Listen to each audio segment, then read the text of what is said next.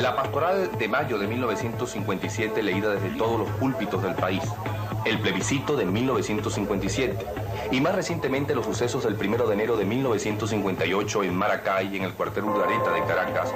Y después, la segunda semana de enero, los cambios de gabinete por presiones del alto mando militar demuestran al país que la seguridad, la fuerza, la estabilidad del gobierno presidido por el general de división Marcos Pérez Jiménez no era tan sólida como en los últimos años. Muy especialmente después de los sucesos de la primera semana de enero, en Maracay, el cuartel Urdaneta de Caracas, empiezan a reagruparse una serie de oficiales descontentos con el régimen. Unos grupos eran netamente militares, como es el caso de la Guardia Nacional, pero otros buscaron la alianza de los civiles, como por ejemplo el Comité Cívico-Militar.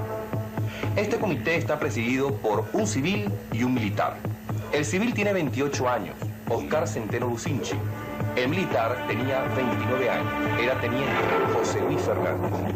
Este comité cívico-militar, en unión con la Junta Patriótica y los sucesos muy especialmente del 21, 22 y 23 de enero, lograrán la salida del gobierno del general Marcos Pérez Jiménez.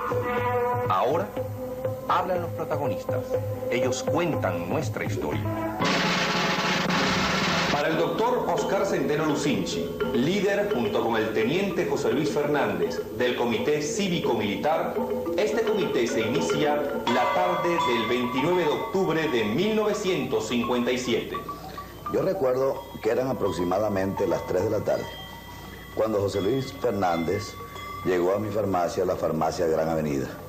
Estaba una manifestación estudiantil siendo atropellada por la Seguridad Nacional y por la policía.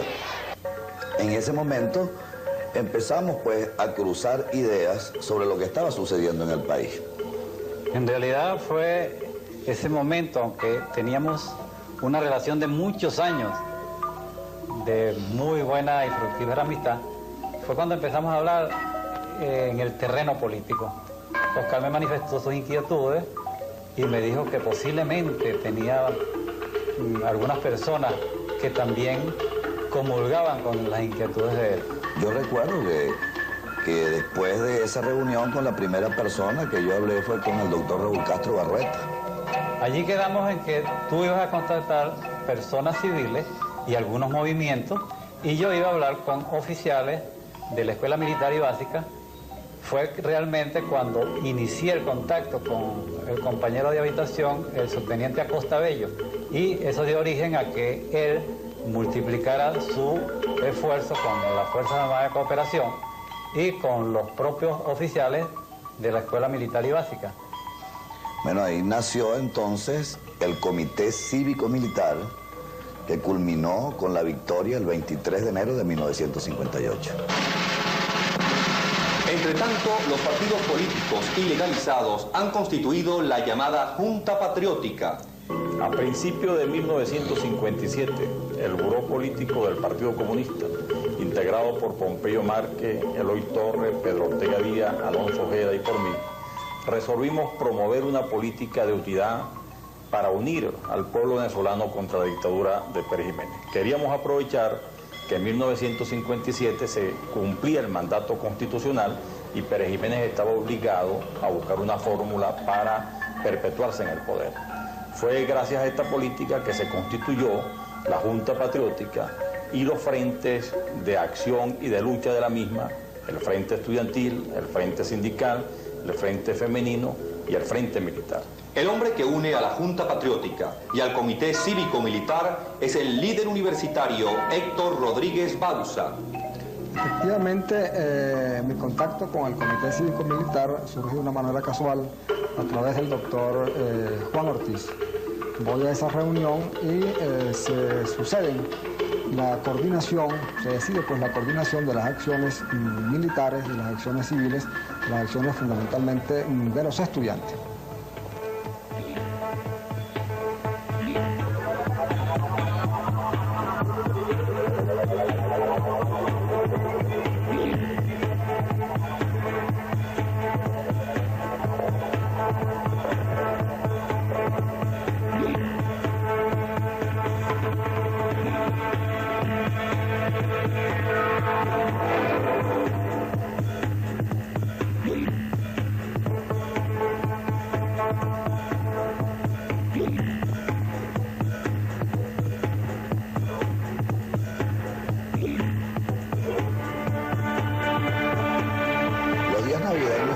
aprovechados por nosotros para hacer contactos tanto con civiles como militares.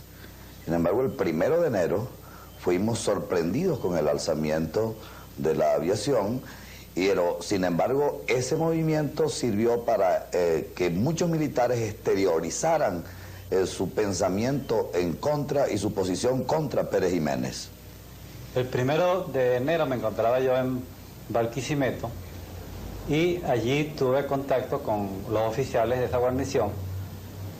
Me di cuenta que no tenían ninguna ramificación ese movimiento del 1. Luego me trasladé a Valencia, hice contacto allí en la guarnición y luego seguí a Maracay hasta hablar con el coronel Romero, que era el jefe de la aviación, y ese contacto con él me dio un gran alivio toda vez que pude constatar que ninguno de los oficiales que tenían el contacto con la Escuela Militar y Básica había sido detenido. Posteriormente me trasladé a Caracas el día 5 y entré en contacto con el comandante Arenas Vega y el mayor Moncada Vidal para reiniciar la conspiración que ya teníamos con el Comité Cívico Militar y la Junta Patriótica y el movimiento estudiantil. El primer contacto fue el siguiente: nos encontrábamos en el casino de oficiales, en la Escuela Militar y Básica.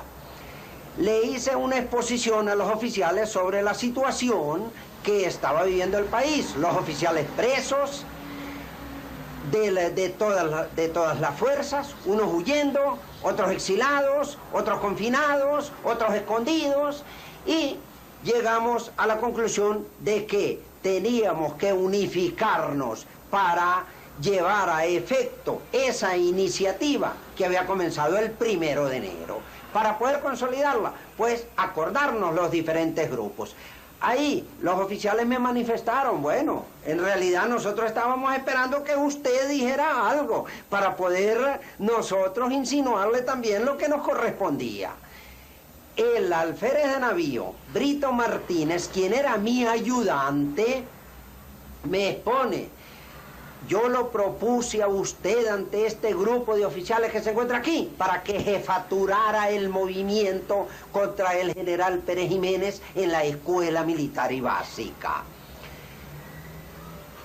Muy bien, acepto aquella responsabilidad. Se incorpora el teniente coronel Carlos Arenas Vegas, quien junto conmigo comienza a ejercer el comando de ese movimiento revolucionario que iniciamos en la Escuela Militar y Básica, y empezamos a constituir el Estado Mayor del movimiento contra el general Pérez Jiménez. A partir de ese momento consideramos la necesidad de constituir un grupo de oficiales que permitiera la adecuada coordinación de todas las actividades que íbamos a emprender, y para ello se tomaron todas las medidas para la constitución de un Estado Mayor, en la cual tomaran parte oficiales de todas las fuerzas. Por el Ejército, el teniente coronel Merchán López y el mayor Rodrigo Chacón Escalante. Esto era aproximadamente para el 8 de enero. En la Fuerza Armada de Cooperación, el teniente coronel Miguel Ángel Nieto Basto y el teniente coronel Carlos Gámez Calcaño.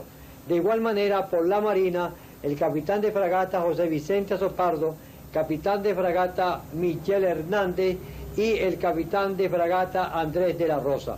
Todos estos oficiales con una gran actividad y deseo de lograr el mayor éxito de todas las actividades que íbamos a aprender. Quien tomaría contacto con la aviación para el movimiento sería el teniente José Luis Fernández. Ni una sola fuerza, ni un solo partido, sino todo el país es lo que conjuga realmente el triunfo del 23 de enero. Por ejemplo, el 9 de enero entro en contacto con el capitán de navío José Vicente Azopardo, quien les puede relatar lo que realmente acontecía en las fuerzas navales. Verdaderamente nosotros teníamos ya un movimiento dentro de la Marina, pero independiente de las demás fuerzas. El 9 de enero hubo una reunión en el muelle naval de La Guaira para puntualizar una serie de cosas pues que teníamos pendientes, y eso se filtró, esa reunión, a Miraflores, porque asistieron entre los oficiales un oficial posiblemente que amigo de Pérez Jiménez, y a las 4 de la tarde bajó el general Llovera con los tanques a La Guaira a desarmar los buques. Yo fui designado por el comandante Gersi para acompañar al general Llovera. Él no sabía que yo estaba metido en el movimiento, y como yo no había asistido a la reunión por motivo de servicio, no fui delatado. Los buques se desarmaron, yo fui primero y les advertí a los oficiales a lo que se venía el general Llovera, y les sugerí pues que dejaran municiones en las torres de los cañones, porque ellos no iban a sacar sino las municiones de la Santa Bárbara, ¿no? Así lo hicieron, sacaron las municiones de la Santa Bárbara, pero quedaron dotaciones de 5 proyectiles en cada una de las torres. También hicieron presos pues a 6, 7 oficiales de los que estaban en la reunión ese día. Pérez Jiménez había dado una serie de órdenes bastante inconvenientes. Los errores continuaron requebrajando aún más su gobierno. Se supo, por ejemplo, de que la Marina se iba a alzar el día 9 y se quería hacer una acción de fuerza contra la Marina. Yo le expresé al presidente que eso se podía arreglar de otra manera y bajé al litoral, conferencié con los marinos y supe que una de las causas que ellos estaban sumamente molestos era porque se sabía de que los detenidos y los oficiales que se detuvieran en el futuro iban a ser entregados al señor Pedro Estrada. Yo les hice saber que eso no iba a ser así porque ya había hecho yo énfasis sobre esa cuestión. Total que los marinos quedaron convencidos por mí de que las cosas iban a cambiar. Por un lado subí yo a Miraflores para enterar al presidente de lo que había hablado con ellos, y por otro lado bajaba el general Llovera Páez con 2 o 3 tanques para hacer presos y someter a los marinos con los cuales yo había hablado pacíficamente. El alzamiento de la plaza de Maracay el 1 de enero de 1958 y el 9 de enero los sucesos de la Marina no son los únicos problemas graves a los cuales tiene que enfrentarse el gobierno presidido por el general de división Marcos Pérez Jiménez. Pero a raíz de estos sucesos, el presidente ordena a su compadre y amigo, el general Rómulo Fernández, jefe del comando militar, a estudiar la situación del país. Sin embargo, el general Rómulo Fernández, acompañado por el resto del alto mando militar, llevan al gobierno del general Marcos Pérez Jiménez a una de sus más graves crisis entre los días 10 y 13 de enero. Ahora hablan los protagonistas. Ellos cuentan nuestra historia. Bueno, el memorando fue consecuencia a la intransigencia o negativa del presidente de oírme de palabras, es decir, de viva voz, todas las cosas que ensombrecían el gobierno del ideal nacional, como se llamaba en aquella época, ¿no? Entonces decidí hacerlo por escrito y de puño y letra le entregué al presidente un memorando que contenía 19 cosas que afectaban la buena marcha del gobierno y unas 6 posibles soluciones. De momento no me puedo acordar de todas las cosas que le decía, pero a grandes rasgos podría recordar, por ejemplo, las relaciones de la iglesia que estaban bastante deterioradas. Yo le decía, caramba, no se ponga a pelear con la iglesia, recuerde que la iglesia es permanente, es eterna, y en cambio los gobiernos son transitorios y nosotros también. Le hablé también de la injerencia que ya estaba tomando aquí Perón a través de un señor llamado Jorge Antonio en la política nacional. Le hablé de las inconveniencias del señor ministro del Interior, el doctor Vallenilla, echando por tierra el ideal nacional. Por un lado decía que era un gobierno de las Fuerzas Armadas, pero por otro lado le echaba a tierra aquello, ¿no?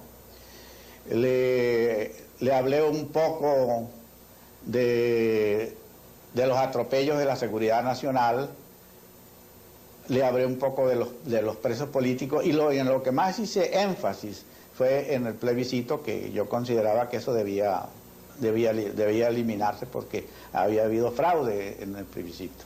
Y frente a eso, ¿cómo reaccionó Pérez Jiménez?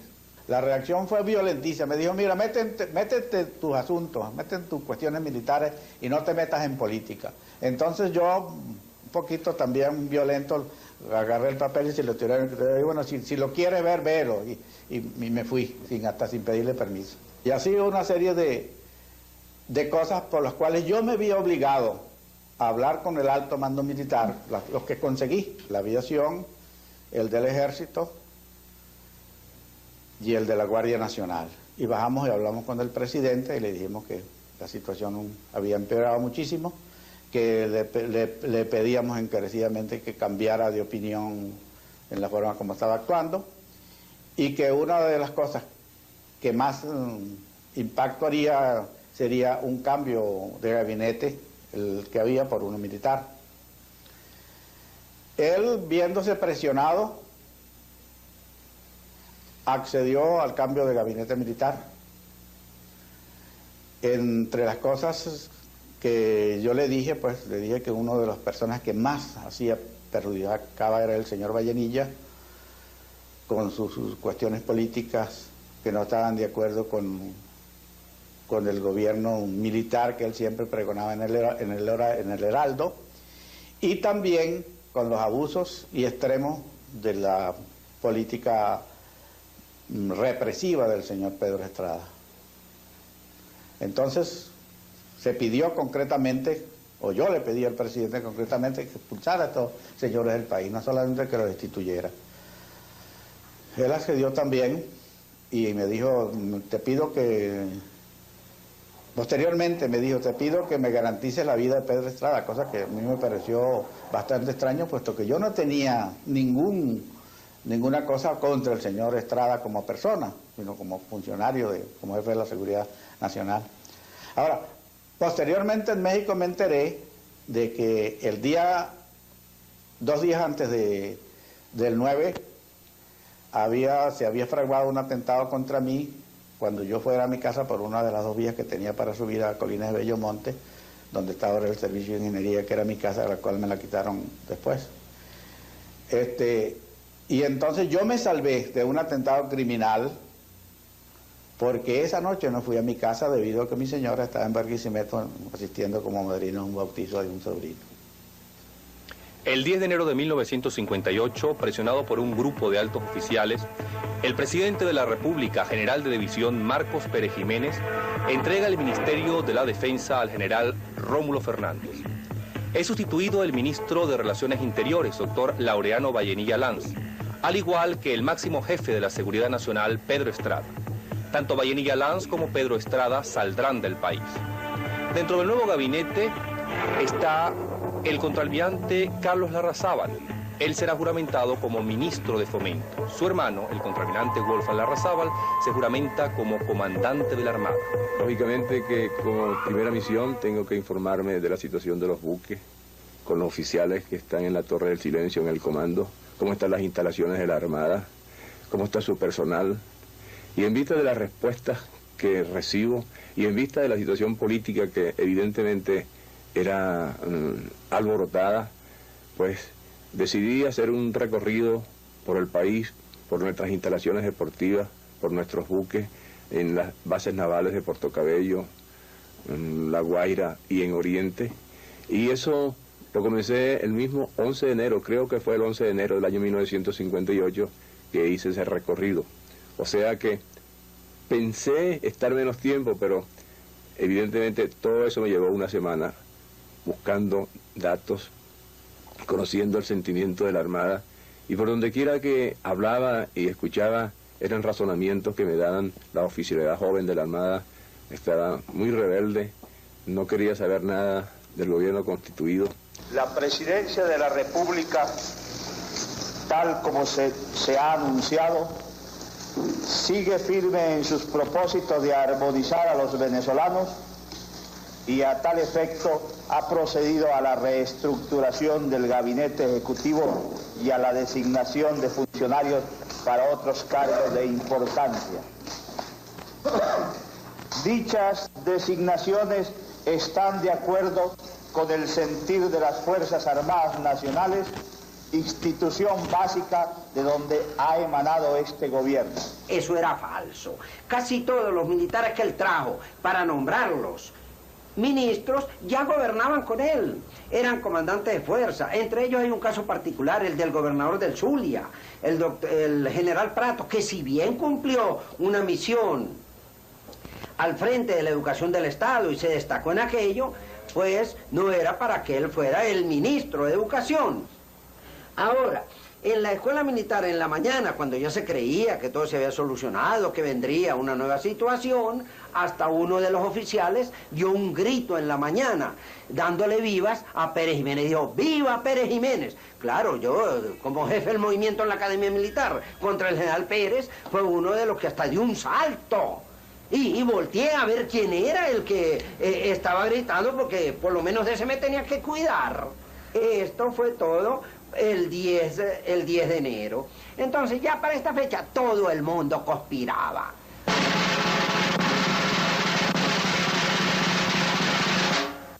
El nuevo gabinete designado por el general Pérez Jiménez era completamente una farsa.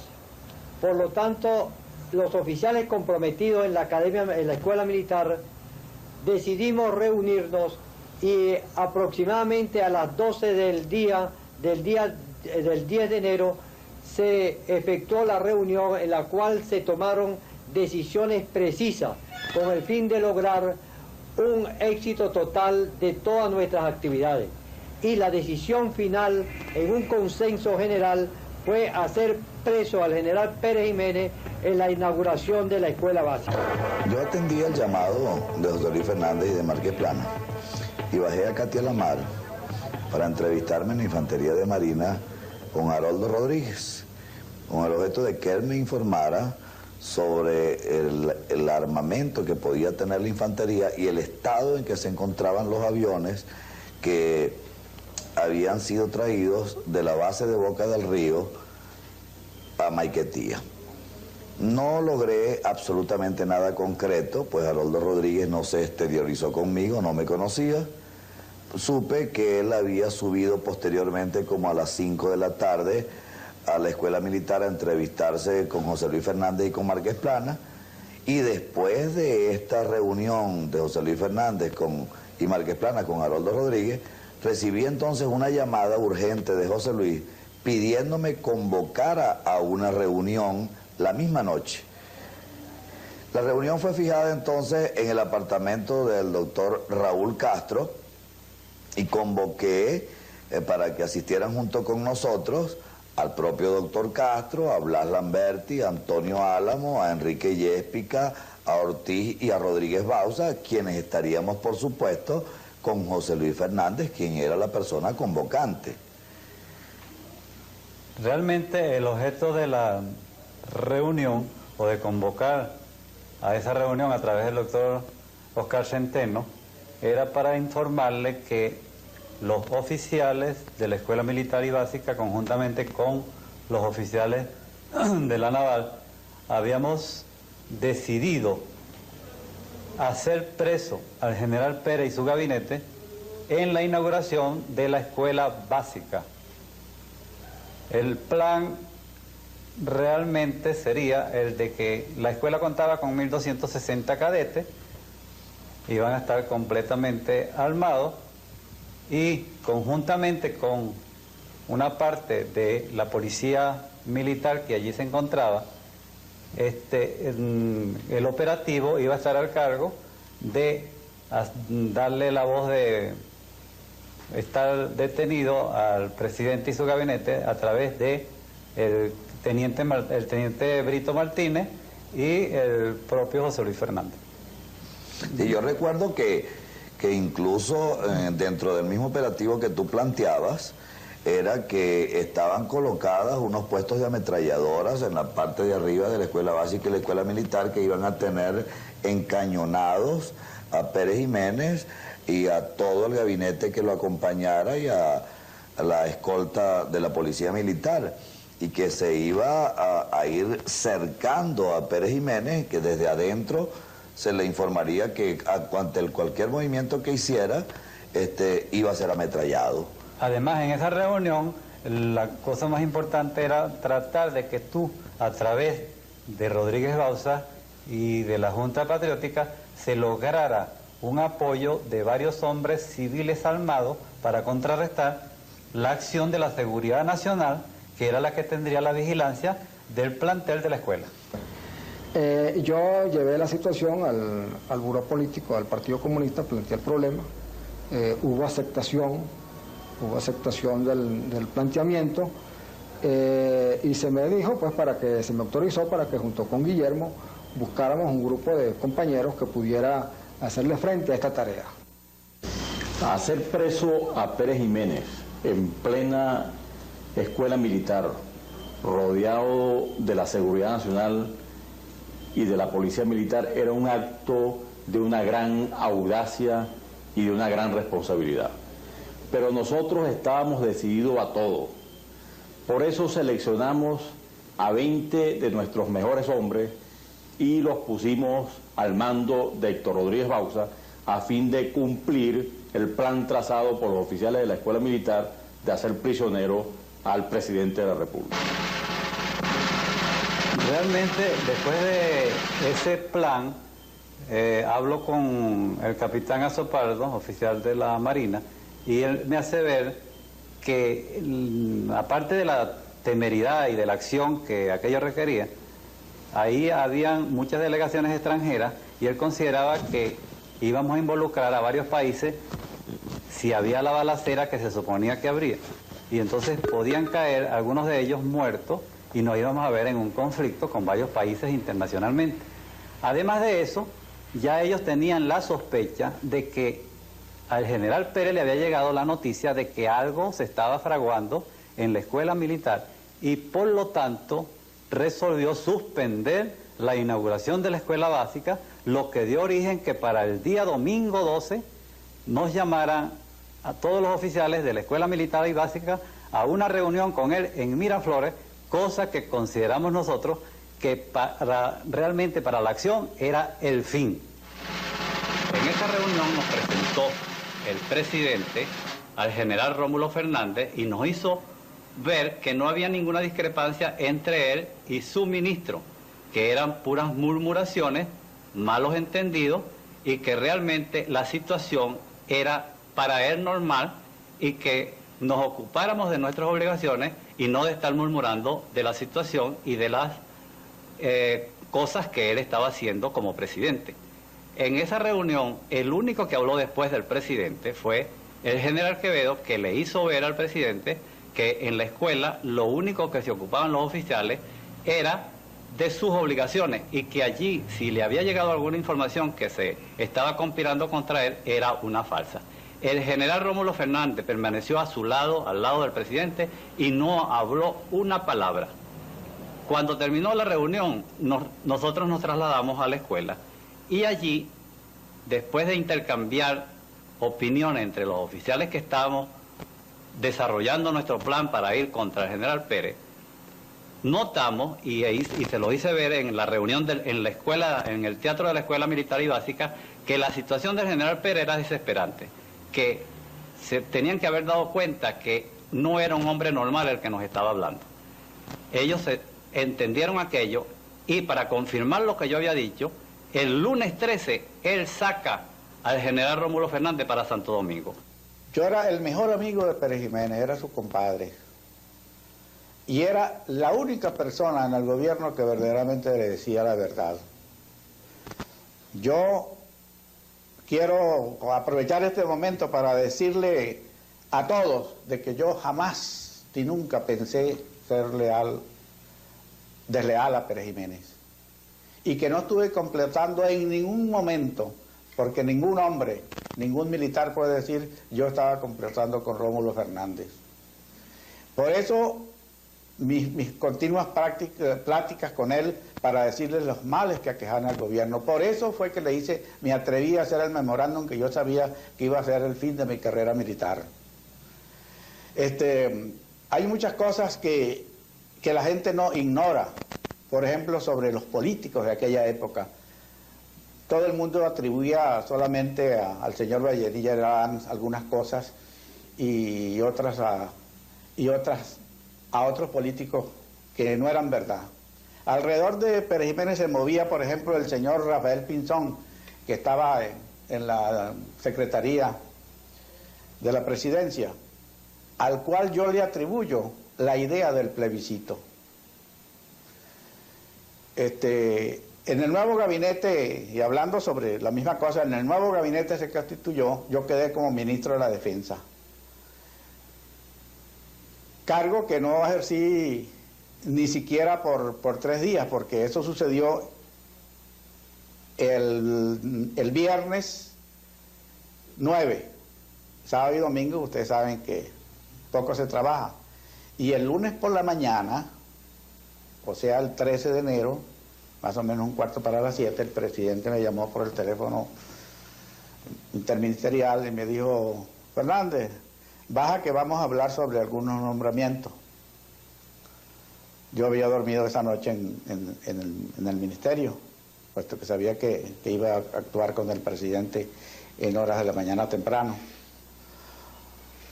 Cuando llegué a Miraflores estaba ya en el gabinete del señor presidente el ministro Macei, ministro de la Defensa. Sí, el ministro era yo, ministro de Comunicaciones, el ministro de Relaciones Interiores, que era el general Llovera Páez, y el jefe de los decanes. Entonces el presidente me dijo: Fernández, te he llamado porque aquí no pueden haber dos que manden. Ya en la calle se dice muera Pérez Jiménez y viva Rómulo Fernández. Así es que yo me voy a ocupar yo mismo del Ministerio de la Defensa, y a ti te voy a mandar a una comisión a República Dominicana. Participo a la nación que en esta fecha he asumido las funciones de ministro de la Defensa de acuerdo con la disposición constitucional que autoriza al efecto al presidente de la República. Después de la sacada del general Rómulo Fernández el lunes 13 para Santo Domingo, seguimos nuestras reuniones en la Escuela Militar y Básica, y con los oficiales allí comprometidos. En una de estas reuniones les digo que tenemos que prefijar ya definitivamente una fecha entre 10 a 15 días máximo, porque no había tiempo que perder aprovechando el momento difícil que estaba viviendo el general Pérez. Aquello tenía que ser llevado a cabo la acción conjuntamente con la que estaba desarrollando el capitán Azopardo y con las fuerzas civiles, concretamente la que seguía la Junta Patriótica, y para ello teníamos que obrar sin perder tiempo, ya sea para bien o ya sea para mal, porque era factor de triunfo o era factor de derrota, pero teníamos que llevarlo a cabo.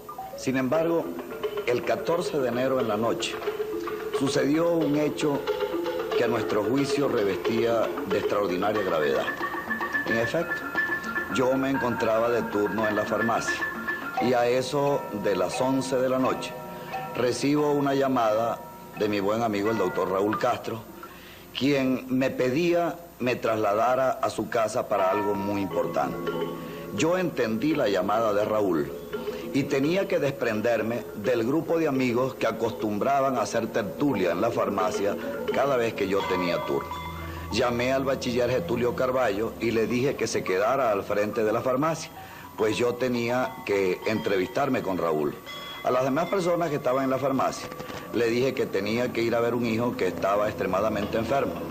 Al llegar a la casa de Raúl, él me dijo que había tenido una conversación con Blas Lamberti, que Blas le había contado que en una reunión social, un amigo de él le había informado que la Marina tenía un golpe, que ese golpe estallaría el día siguiente, el día 15, que sería capitaneado por el negro Rodríguez Olivares, y que los contactos con civiles estaban siendo buscados por los capitanes Azopardo, De la Rosa y Hernández.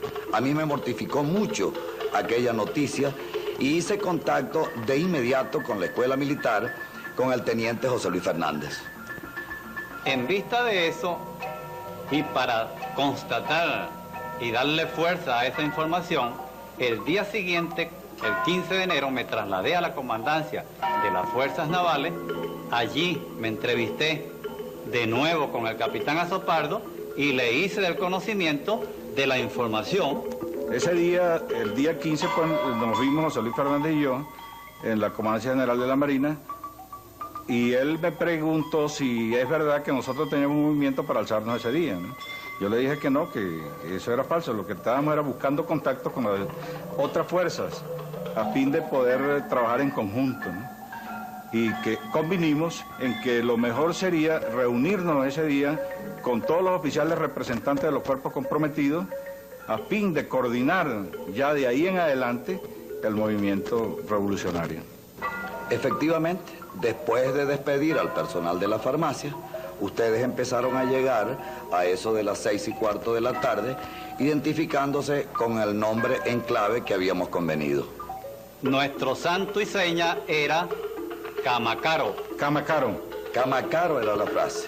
Y habíamos escogido esa clave por cuanto Camacaro siempre ha sido mi amigo personal, se la pasaba permanentemente en la farmacia y su nombre, dicho allí, no despertaba ninguna sospecha. En aquella reunión estábamos por la Marina, Miguel Rodríguez, Andrés de la Rosa Vargas y yo.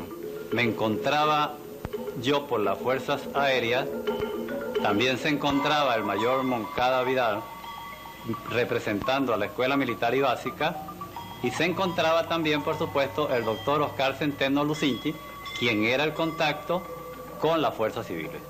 Esta reunión fue de suma importancia. En ella se habían reunido por primera vez todas las fuerzas que integrarían el movimiento del 23 de enero.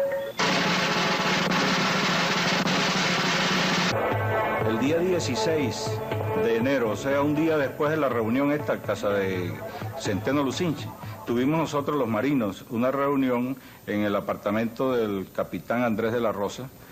Estuvimos presentes Miguel Rodríguez, José Miguel Hernández de la Rosa y yo, para coordinar ciertas cosas que hacían falta para poder entregar a las demás fuerzas pues ya el plan completo, ¿no? Ahí se comisionó al capitán Rodríguez para que hablara con el contraalmirante Larrazábal y comprometerlo en el movimiento. A partir de ese momento, cada hora, cada minuto que se pasaba era de extraordinaria tensión.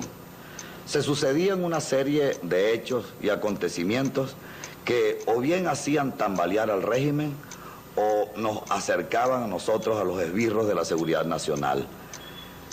Por ejemplo, el día 17 de enero, el general Prato llama al comandante Arenas Vegas y a Moncada Vidal para decirles que el gobierno tenía conocimiento de que algo anormal estaba pasando, de que se estaba gestando algún movimiento contra el régimen.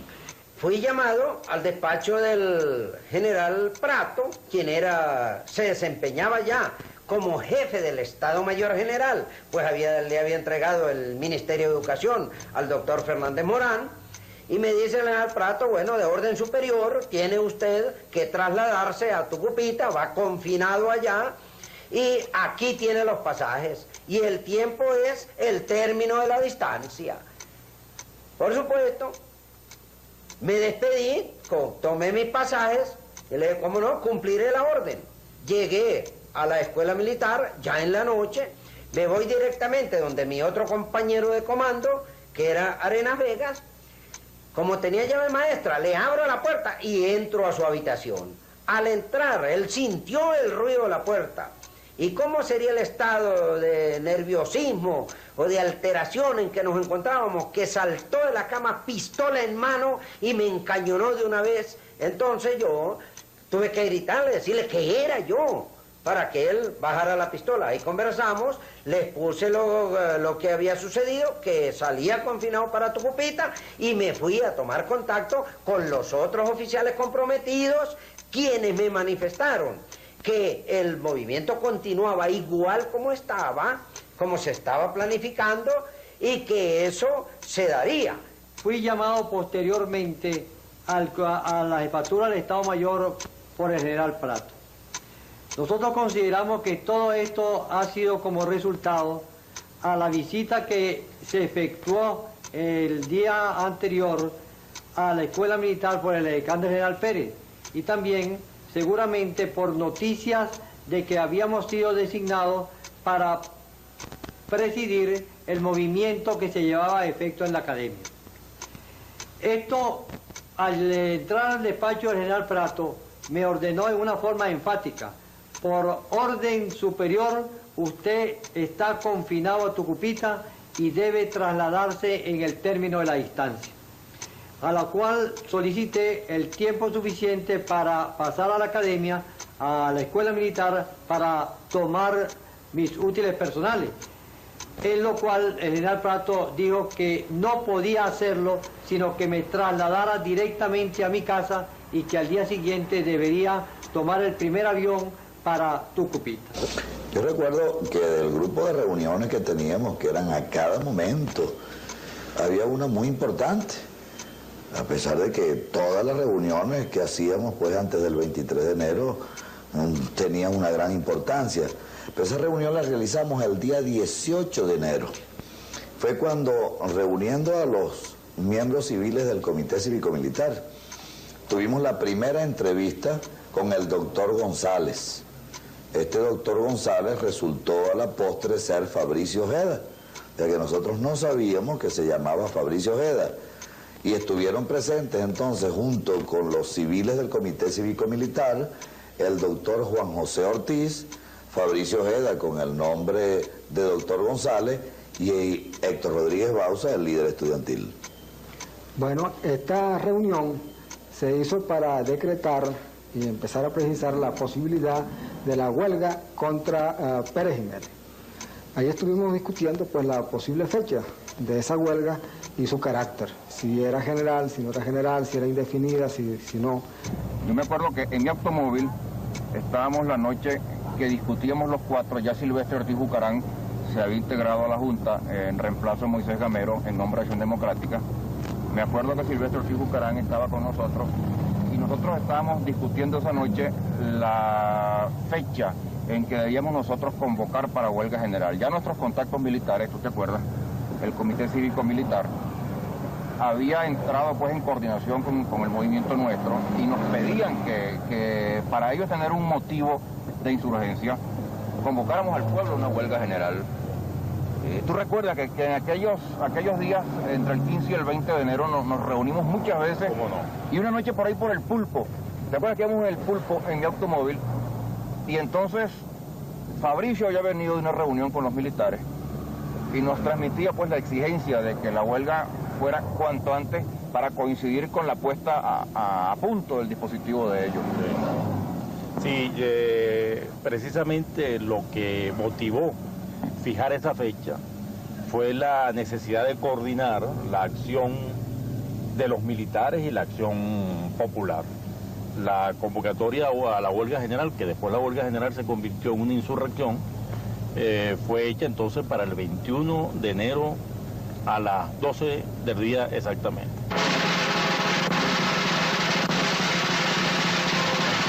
Cada frente de la Junta Patriótica se prepara para la jornada del 21 de enero. Cada militar de cada fuerza comprometida se prepara para las acciones del 21 de enero. La huelga de los civiles iba a ser el pretexto para el golpe militar del 21 de enero de 1958. Un gobierno estaba a punto de caer. Un sistema de gobierno estaba a punto de caer.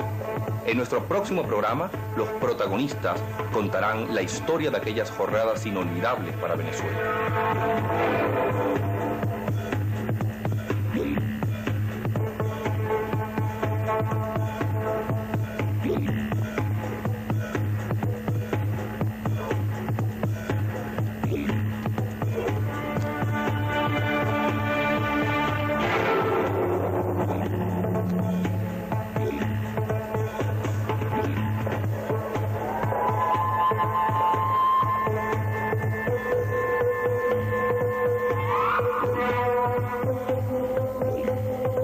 Con la salida de Pedro Estrada y de Rómulo Fernández, se origina lo que podríamos llamar en Venezuela una conspiración nacional de alcance realmente ilimitado. Nosotros veíamos desde la Plaza del Silencio como desde edificios distintos de esa plaza caían gentes a la calle destrozados por las balas de la represión.